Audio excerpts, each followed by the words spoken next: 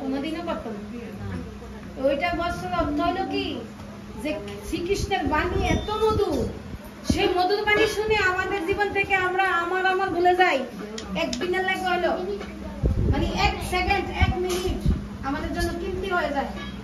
ওই সময়ের মধ্যে যখন আমরা আমার ভুলে, আমার বাড়ি, আমার ঘর, আমার সন্তান সব ভুলে আমরা যখন কৃষ্ণের প্রেমে লীন হয়ে যায়, ওই সময় আমাদের দেহবানের বস্ত্র উনি উঠিয়ে নিয়ে যায়। ওই দেহবানের বস্ত্র নেওয়ার পরে আমরা উনাকে কি বলি? ধন্যবাদ জানাই, জানাই কিনা? তাহলে আমাদের সেই দেহবানের বস্ত্র উঠিয়ে উনি নিয়ে যাচ্ছে, সেই সুযোগ কি আমাদের জীবনে আর আসবে? আমরা সেই মোহমায়ের জালে আবার গিয়ে ঘরের মধ্যে ফেসে যাব। যতটুকু আছে আমরা শান্তি নিয়ে নেই। শান্তি এই দুনিয়ার মধ্যে কিনতে পাওয়া যায় না। লাখ টাকা কোটি টাকা ফেলেন, শান্তি পাবেন না। শান্তির দোকানেই শান্তি পাবেন, সেই সৎসঙ্গের মাধ্যমে শান্তি পাবেন। সদ্গুরু যেখানে থাকবে সেখানে শান্তি পাবেন। লাখ কোটি টাকা